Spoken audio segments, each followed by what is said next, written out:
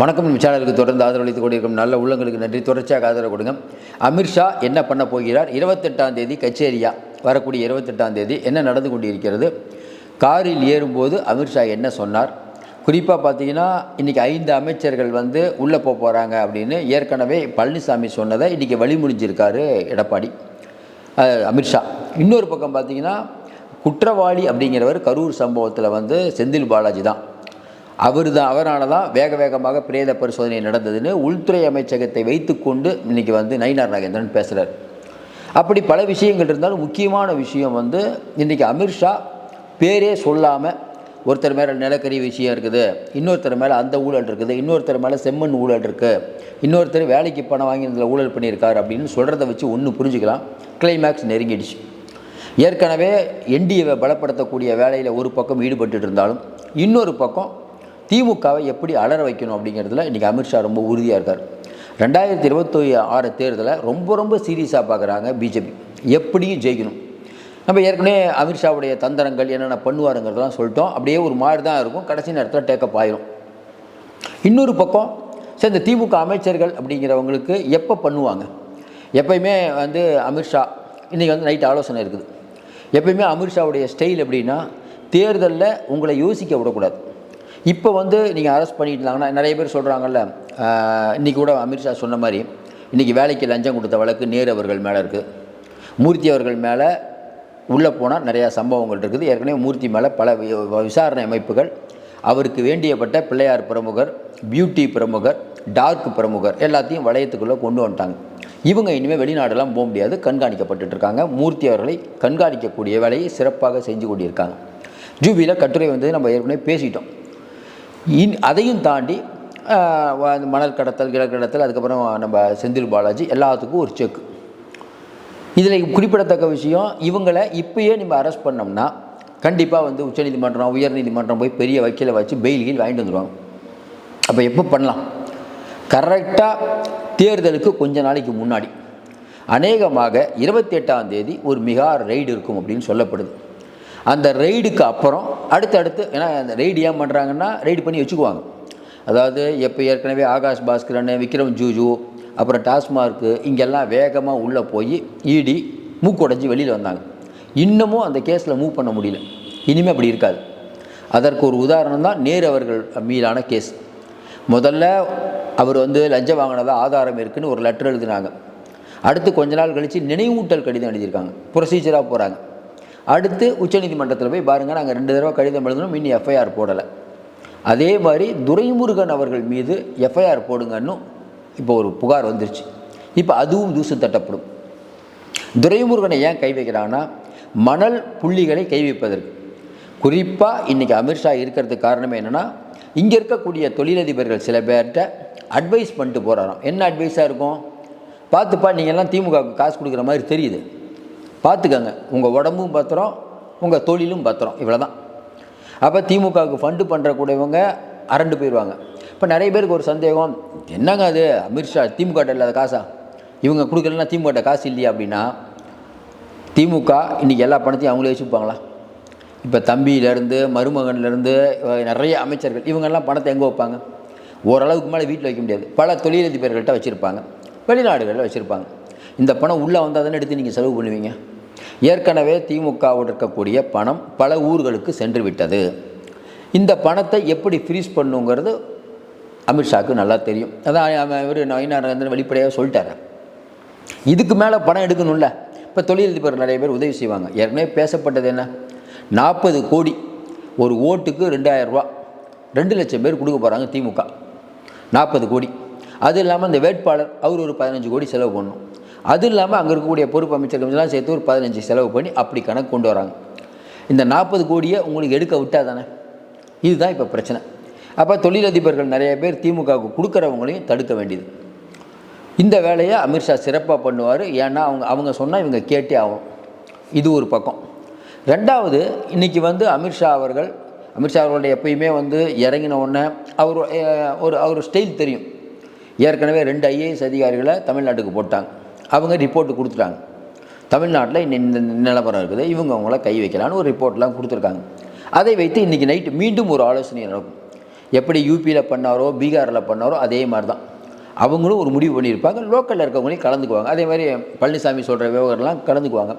PS கோயிலேருந்து எல்லாம் வந்திருக்கிறதுனால இன்றைக்கி ஒரு சேஃபுக்கு வந்துடுவாங்க. ஓபிஎஸ் டிடிவியில் என்ன பண்ணலாம் எல்லாமே நைட்டு ஆலோசனை பண்ணிடுவாங்க. அடுத்து கச்சேரி வைக்க தான். முதல் கச்சேரி அப்படிங்கிறது நிறைய பேர் சொன்ன மாதிரி அவர் மூர்த்தி ஏவா வேடுனாங்க. போகிற போக்க பார்த்தா முதல் கச்சேரி அப்படிங்கிறது 2 பேர். ஒன்று செந்தில் பாலாஜி, இன்னொன்று நேரு அவர்கள். ஏற்கனவே இவங்களை உள்ளே வைக்கணும் அப்படிங்கிறதுல மேலே பிஜேபி ரொம்ப தீவிரமாக இருக்காங்க. 2 பேரையும் அமுக்கிட்டோம்னா திமுக இன்னும் ஆட்டம் கண்டுரும். ஏன்னா இந்த பணம் அப்படிங்கிறது ஃப்ளோ 2 பேர்கிட்ட போகுதுன்னு சொல்லியிருக்காங்க. சரி, ஏவா வேலு மேலே ஏன் கை வைக்கலை அப்படின்னு கேட்கும்போது ஏவா வேலு மேலே ஒரு அண்டர்ஸ்டாண்டிங்கில் இன்னும் இருக்காராம். ஏதோ ஒரு பிடி இருக்குது, அதனால் இன்னும் கொஞ்சம் அப்படியே இருக்கார். ரொம்ப நாளாக எடுக்க முடியாது, இருக்குது, அதுக்கு சரியாக பண்ணிடுவாங்க. அப்போ அமித்ஷா அவர்கள் அடுத்தடுத்து எடுக்க போகக்கூடிய அட்டாக்கில் கண்டிப்பாக திமுக ஆடப்போகுது. நிறைய பேர் பார்த்துட்ருக்க, நிறைய பேர் கூட எப்படின்னாங்க நாங்கள் தான் சொல்லிகிட்டு இருக்கீங்க, நிறைய பேர் சொல்லிட்டு இருக்காங்க, ஒன்றுமே நடக்க மாட்டேதுன்னா நம்ம ஏற்கனவே விளக்கமாகவும் சொல்லிட்டோம். ஏன் முன்னாடி நடந்தால் என்ன பஞ்சாயத்தாகும்னு சொல்லிட்டோம். ஏற்கனவே தேர்தல் அறிவிக்கப்பட்ட பிறகு தான் டெல்லியில் கெஜ்ரிவாலை தூக்குறாங்க. நல்லா ஞாபகம் வச்சு பாருங்கள். அதே போல் ஹேமந்த் சோரனை தூக்குன நேரம் என்ன? தேர்தல் அறிவிக்கிறதுக்கு 1 மாதத்துக்கு முன்னால் தூக்குனாங்க. இப்போ இங்கே 90 நாள் இருக்குது.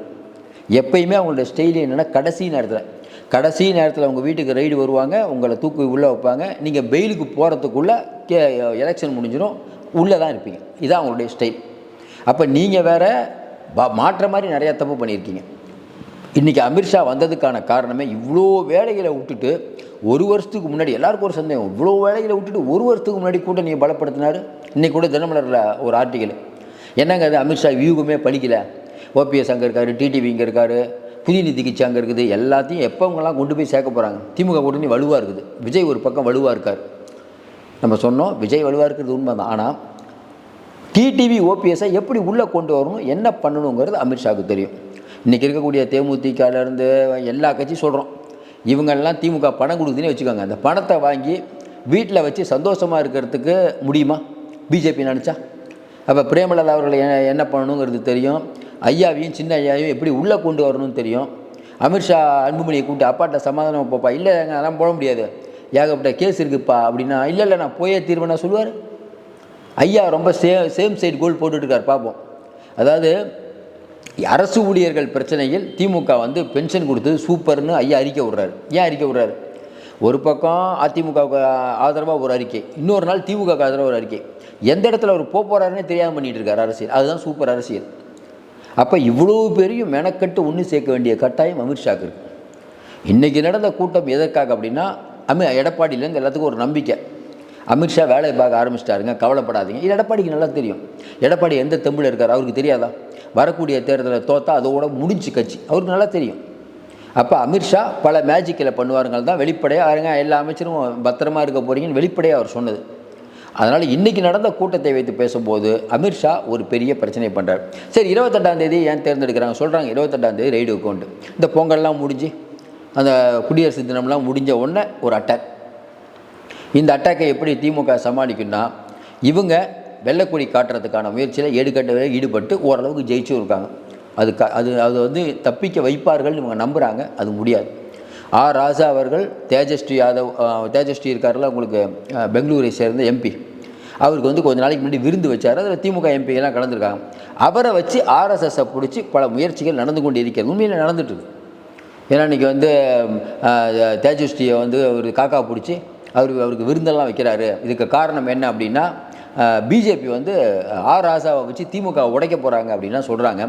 ஆர் ராஜா அந்த அளவுக்குலாம் ஒருத்தான ஆள் இல்லை, திமுகவில் உடைக்கலாம் முடியாது. ஒரு ஆர் ராஜாலாம் உடைக்க முடியாது. அது கனிமொழியே அது எலெக்ஷன் முடிஞ்சோன்னே தானாக உடையும். அதனால் அந்த முயற்சி தான் பிஜேபி இல்லை. பட் ஆர் ராஜா அவர்களுக்கு ஆர்எஸ்எஸ் கூட நிறைய தொடர்பு இருக்குது. அதை வச்சு சில விளையாட்டுகளை விளையாடி கொண்டு இருக்கிறார். நம்ம ஏற்கனவே சொன்ன மாதிரி இந்த தடவை மோடி அடுத்து பிரைம் மினிஸ்டர் ஆகும். அதற்கு திமுக இருக்கக்கூடாது. அது ரொம்ப தெளிவாக இருக்காங்க.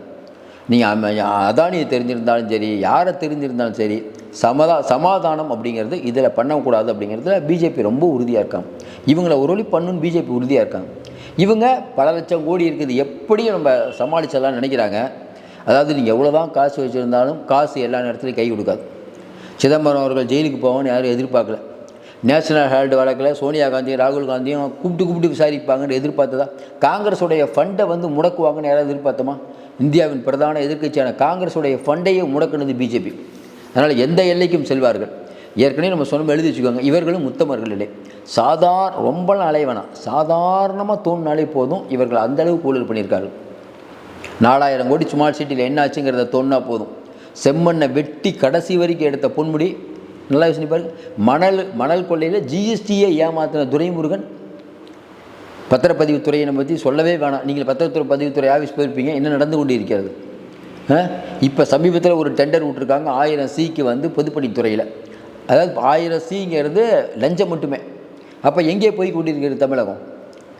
அப்போ இன்றைக்கி இருக்கக்கூடிய சூழ்நிலையில் இவங்க இந்த அளவுக்கு தப்பு பண்ணுறாங்க அப்படிங்கும்போது பிஜேபி பார்த்துட்டு சும்மா இருக்குமா? அமித்ஷா சொன்ன வார்த்தை என்ன? அதாவது விஜய் சொல்கிற மாதிரிலாம் நான் திரும்பவே மாட்டேன், கண்டிப்பாக ஐ எம் கம்மிங்னார்ல, அந்த மாதிரி அமித்ஷா ஒரு முடிவு பண்ணியிருக்காரு. உங்களை என்ன பண்ணணுங்கிறது அமித்ஷாவுக்கு தெரியும். ஏற்கனவே அவர் சொன்ன மாதிரி ரெடியாக இருங்க ஸ்டாலின் ஏற்கனவே சொல்லிட்டார். சொன்னதுக்கு அப்புறம் பார்த்தீங்கன்னா 100 பேரை விட்டுட்டு 100 இடி ஆஃபீஸர் போய் மேற்கு வங்காளம் முழுக்க சர்ச் பண்ணுறாங்க. அடுத்து இங்கே வர எவ்வளோ நேரம் ஆகும்? இன்றைக்கி நடந்த சம்பவங்கள்லாம் சான்று அதுதான். அதனால் இவர்கள் தப்பிப்பதற்கான வாய்ப்பில்லை. என்ன ஒன்று, ஏற்கனவே செந்தில் பாலாஜிட்ட பிஜேபி தரப்பில் பேசியிருக்காங்க. ஜூவிலையும் அந்த கட்டுரை வந்தது. செந்தில் பாலாஜி இன்னும் அப்படியே யோசனைட்டு இருக்கார். உடனே நீங்கள் நினைக்கலாம் செந்தில் பாலாஜி வந்து ஸ்டாலினை விட்டு வரமாட்டாரேன்னு நீங்கள் சொல்ல மாட்டீங்க. ஏற்கனவே 5 கட்சி மாறினவர். இதே மாதிரி தான் அம்மாவின் விசுவாசின்னாங்க, மதிமுகவில் முதல்ல இருந்தார், வைகோவின் விசுவாசின்னாங்க, அதுக்கப்புறம் அமமுகவில் விசுவாசின்னாங்க, அதுக்கப்புறம் இப்போ தியாகிங்கிற அளவுக்கு இன்றைக்கி ஸ்டாலின் சொல்கிறாரு. 4 கட்சி 5 கட்சி மாறி வந்தவருக்கு சொத்தை காப்பாற்றணும், பவர் வேணும், திமுகவிலே இருக்கணும் அப்படின்னு அவருக்கு என்ன தலையெடுத்தா? அவருக்கு நல்ல ஆஃபர் கொடுத்தா மாறி தான் போவாங்க. இப்போ திமுக நல்ல ஆஃபர். ஏன்னா தியாகின்னு சொல்கிற முதலமைச்சர் எங்கே கிடப்பாங்க? இதே ஜெயலலிதாமாவை வந்து இந்த அளவுக்கு ஸ்கேம் பண்ணதுக்கப்புறம் வச்சுருப்பாங்களா? நல்லா யோசனை பாருங்க. இந்த மாதிரி ஒரு முதலமைச்சரால் தான் இது முடியும். அதனால் இவர் தோதா இருக்கார். எவ்வளோ நாள் இருப்பார்? பிஜேபி ஒரு நல்ல ஆஃபர் கொடுத்தா, பிஜேபி ஓரளவுக்கு மேலே மிரட்ட ஆரம்பித்தா, நாளைக்கு நீங்கள் வந்து ஜெயிச்சா கூட மினிஸ்டரானா கூட 29 வரைக்கும் நாங்கள் தான் மறுபடியும் உள்ள தூக்கி வைப்பேன்னு சொல்லும்போது செந்தில் பாலாஜி என்ன முடிவு எடுப்பார்? ஐயா அதெல்லாம் விடுங்கய்யா, தேர்தலே முடியுது, செந்தில் பாலாஜி கட்சியை உடைக்க மாட்டாரா? அதுக்கான வேலையை பிஜேபி பண்ணாதுன்னு நினைக்கிறீங்க? அதனால் ஏகப்பட்ட வேலைகள் பின்னால் இருந்து நடந்து கொண்டு இருக்கிறது. இது எதுவுமே தெரியாமல் முதலமைச்சர் வந்து பொற்கால ஆட்சி நடத்துகிறேன்னு நினச்சிட்ருக்காரு. பொறுத்திருந்து பார்ப்போம் என்ன இவங்க நடக்கிறாங்க அப்படிங்கிறத பொறுத்திருந்து பார்ப்போம். தொடர்ந்து நிறைய அண்மை தகவல் தந்துட்டுருக்கோம். தொடர்ந்து ஆதரவு கொடுங்கள். மீண்டும் சந்திப்போம். நன்றி.